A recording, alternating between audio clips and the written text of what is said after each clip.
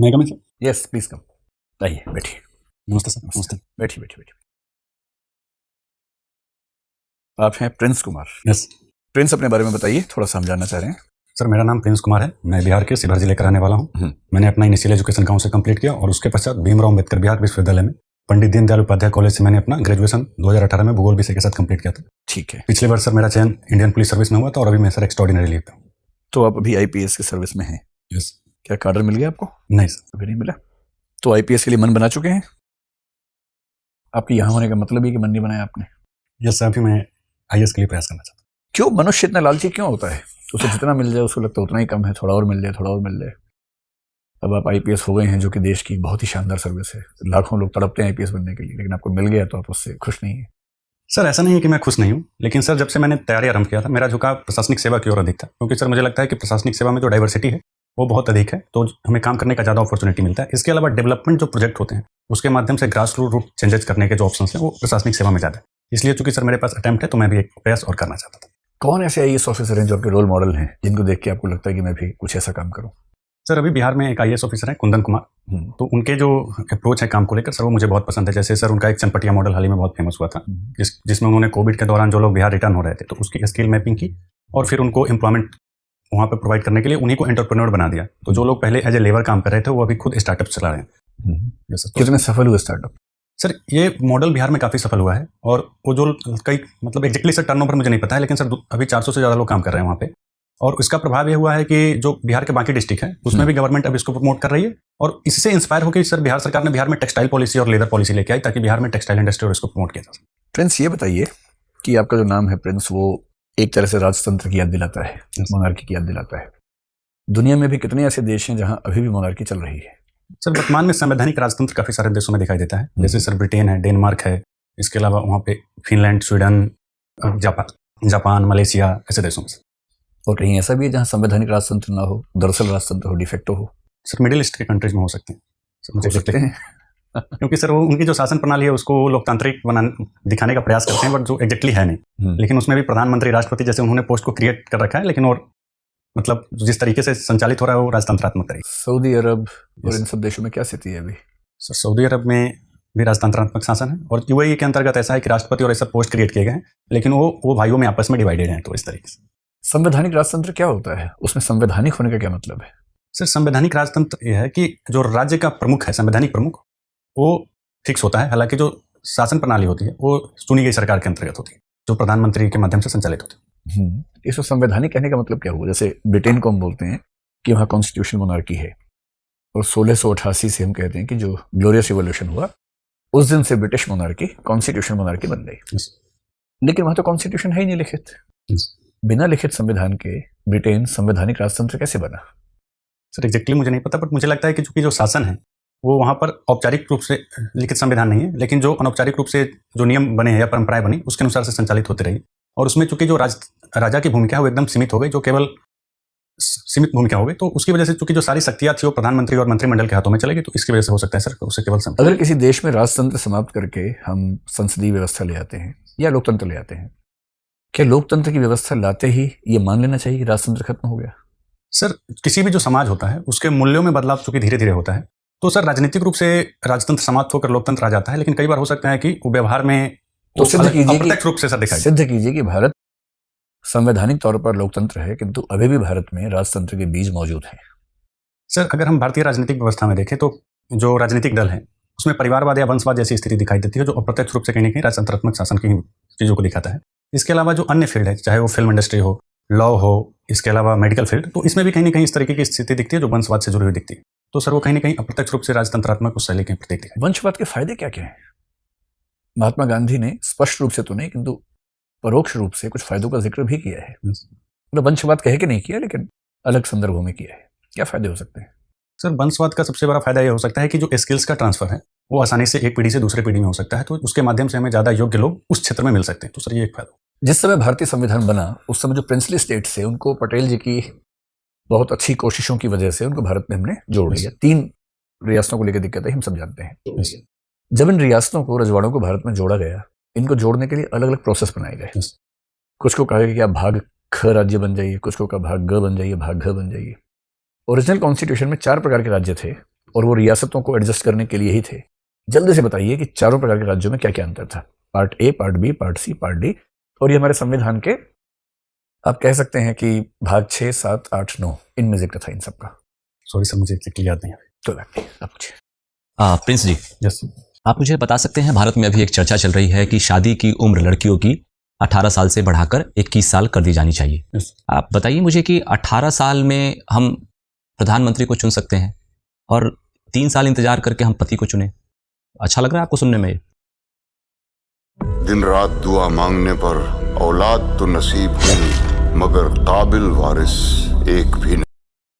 Sir चूंकि अभी इस संदर्भ में ऐसा है कि जो पुरुषों की आयु है वो 21 साल है, तो दोनों को इक्वल किया जा रहा है। और इसका सर बेनिफिट ये होगा कि जो एजुकेशन के लिए उनके पास ज़्यादा टाइम मिलेंगे, तो एजुकेशनल एम्पावरमेंट और इकोनॉमिक एम्पावरमेंट को महिलाओं में बढ़ाने के लिए सर इसको बढ़ावा देगा। ठीक है, तो बिहार के कॉन्टेक्स्ट में, ग्रामीण कॉन्टेक्स्ट में आप इस डिसीजन के इम्पैक्ट का कुछ विश्लेषण कर सकते हैं कि कौन इससे फायदे में होगा और कौन नुकसान में होगा, ग्रामीण क्षेत्र में खासकर?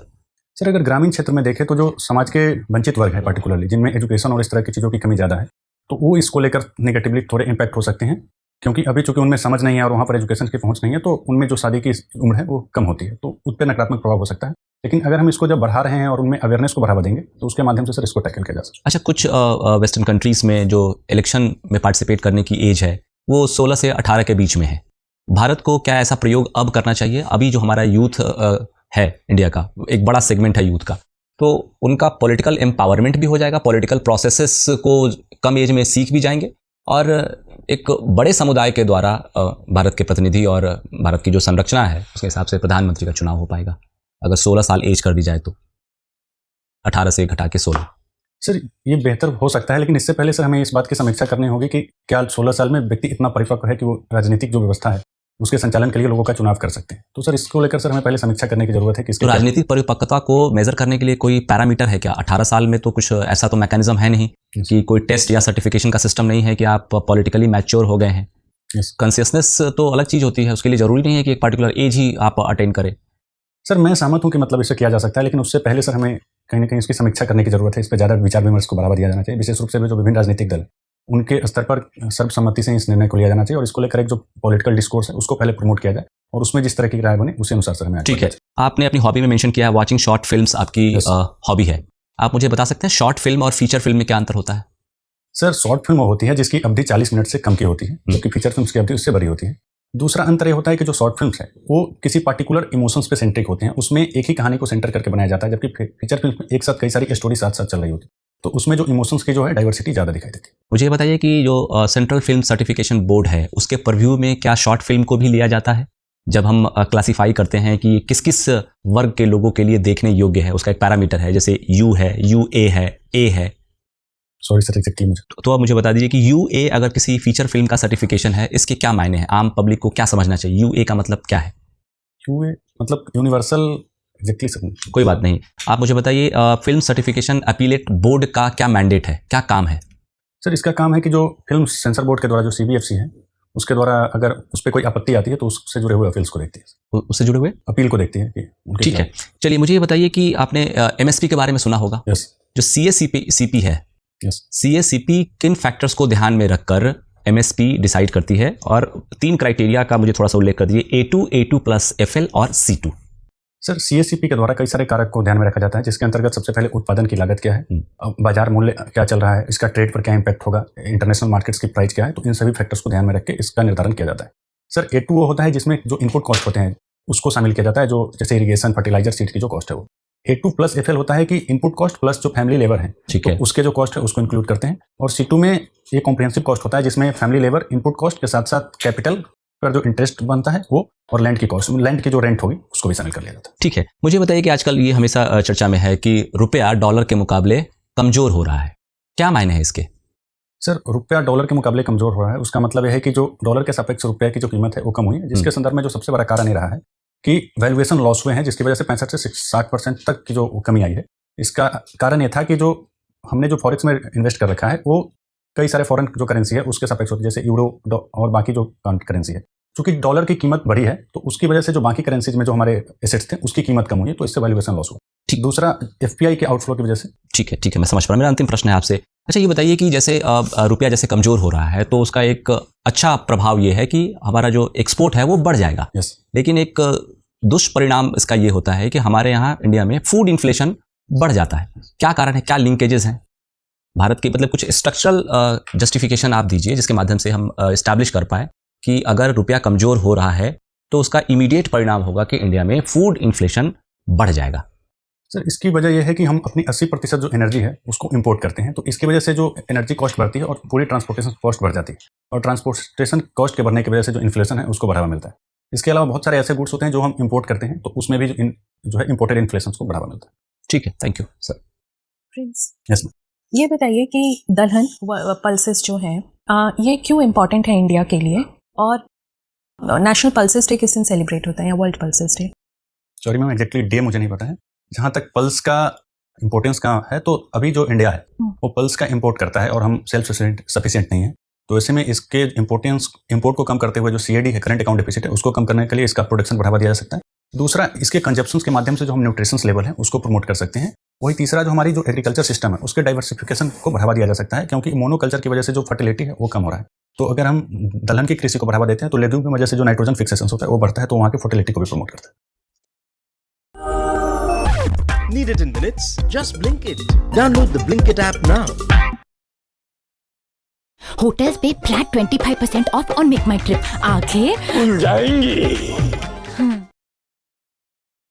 ठीक है, एक टर्म आ रही है लगातार न्यूज़ में, न्यूरोमॉर्फिक कंप्यूटिंग या ब्रेन लाइक कंप्यूटिंग। आपने इसके बारे में सुना है? सॉरी, नहीं आइडिया। इसमें मैं थोड़ा सा अगर आपको आइडिया दूं कि इसमें साइंटिस्ट ने एक आर्टिफिशियल साइनेप्स करके एक ऐसा कंप्यूटिंग मॉडल तैयार किया है जो एकदम इंसान के ब्रेन की तरह काम करेगा। आप बताइए इसके क्या इम्प्लीकेशंस होंगे हमारे समाज पे, दुनिया पे आगे, अगर ये हो जाता है पॉसिबल? एग्जैक्टली मुझे इसमें नहीं सोच पा रहा। एक रोबोट है, बिल्कुल आदमी जैसे उसका दिमाग काम कर रहा है, तो क्या इम्प्लीकेशंस होंगे?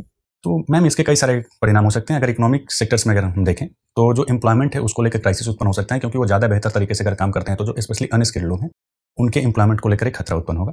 दूसरा, इसके कल्चरली अगर हम देखें तो नेगेटिव इंपैक्ट हो सकते हैं, क्योंकि जो लोगों की निर्भरता है वो रोबोट्स पर बढ़ेगी, तो आपसी जो कन्वर्सेशन है लोगों के बीच में, आपसी संवाद है वो कम होगा, तो जो सामाजिकता है समाज में वो कम हो सकता है। तो इस तरह आपने दोनों नेगेटिव ही सोचा, कुछ पॉजिटिव नहीं होगा? यस मैम, इसके पॉजिटिव इंपैक्ट भी होंगे। जैसे जो स्पेशली जो सीनियर सिटीजन्स होते हैं तो न्यूक्लियर फैमिली बढ़ने की वजह से उनमें अकेलापन बढ़ा है, तो उनके लिए एक सपोर्टिव सिस्टम के रूप में इस तरह के रोबोट्स काम कर सकते हैं। इसके अलावा जो ऐसे है जो हार्ड मतलब डिजास्टर मैनेजमेंट और इस तरह के क्षेत्र जहाँ पर इंसानों के लिए पहुंचना मुश्किल होता है, तो उसमें इसका प्रयोग किया जा सकता है। चलिए ठीक है। WHO की एक हाल ही में रिपोर्ट आई है जिसमें ये बताया गया है कि इंडिया का जो सुसाइड रेट है वो ग्लोबल एवरेज से कहीं ज़्यादा है। जैसे ग्लोबल एवरेज है 9 इन एवरी 1 लाख पॉपुलेशन, जबकि इंडिया का है 12 एवरी 1 लाख पॉपुलेशन।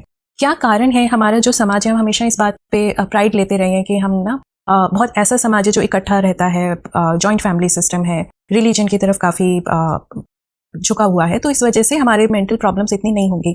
लेकिन WHO रिपोर्ट इस सबको एकदम से सिरे से खारिज कर रहा है। क्या कारण है कि सुसाइड रेट इतने ज़्यादा हो रहे हैं भारत में?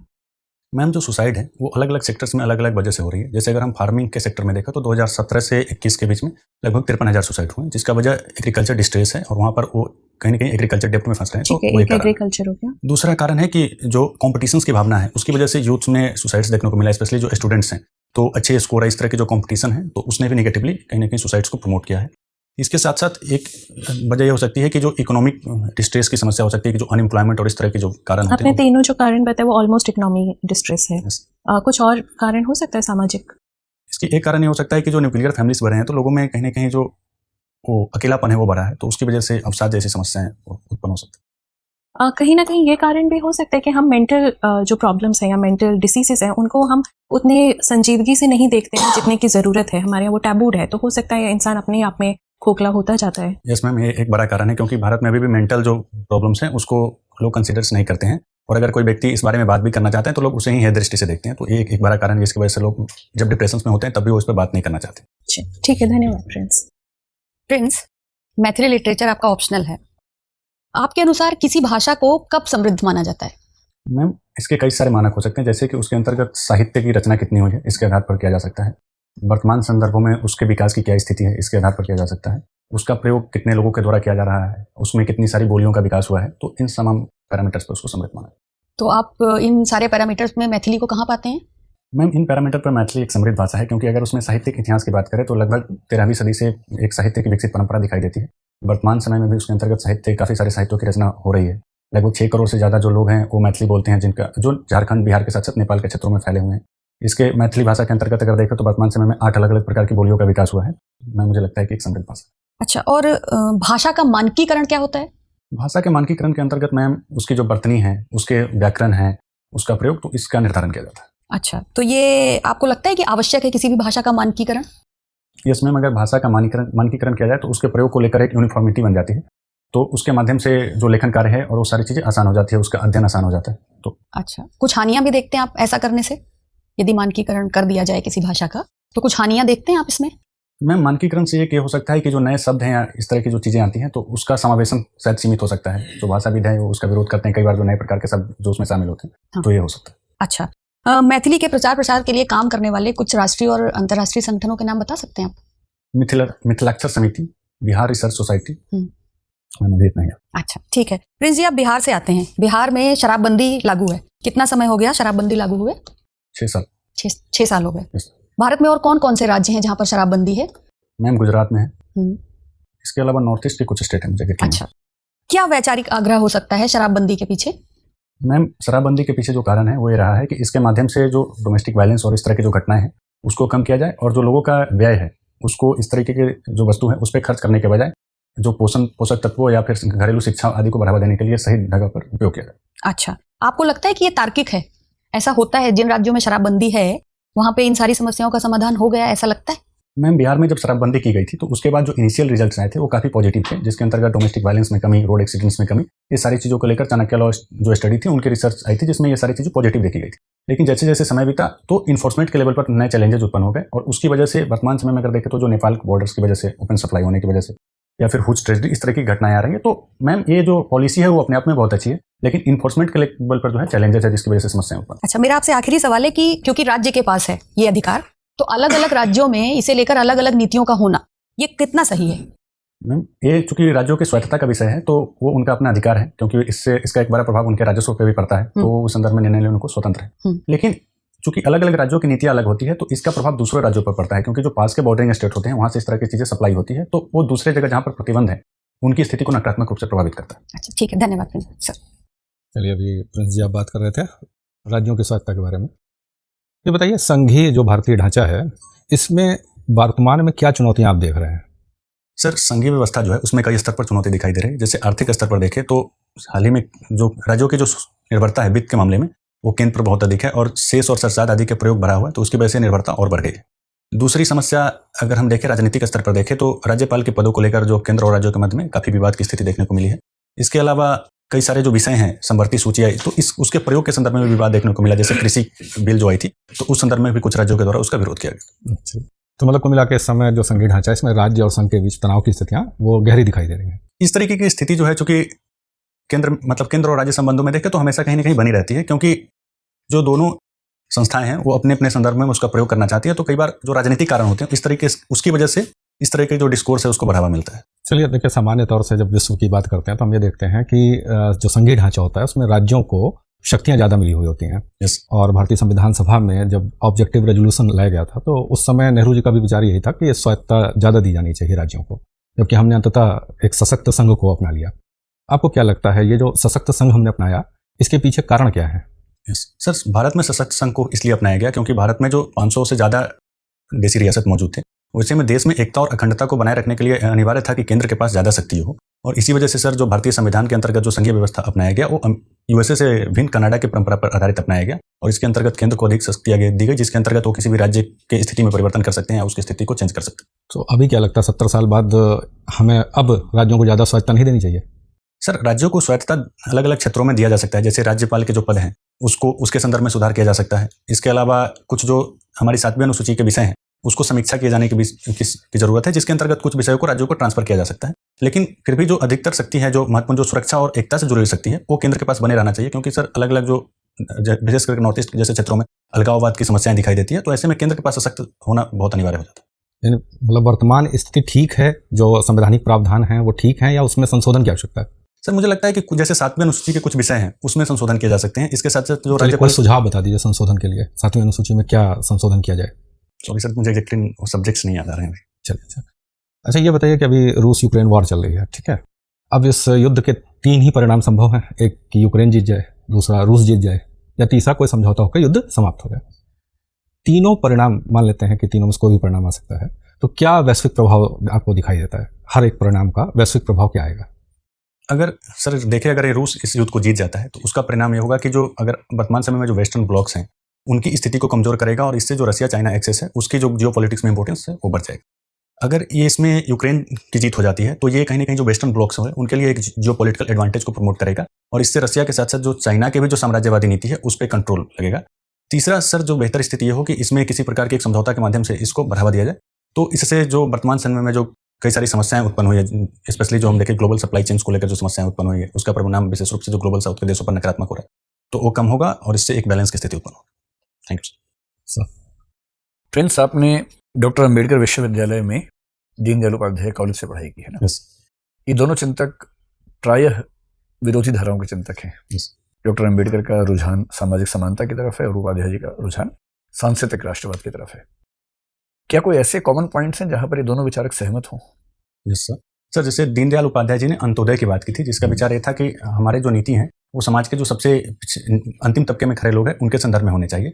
और जब अंबेडकर जी दलितों की बात करते हैं या फिर महिला सशक्तिकरण की बात करते हैं तो वो भी समाज के उसी वंचित वर्ग के संदर्भ में बात कर रहे होते हैं। तो सर मुझे लगता है कि इस मुद्दे पर दोनों में एक सहमति।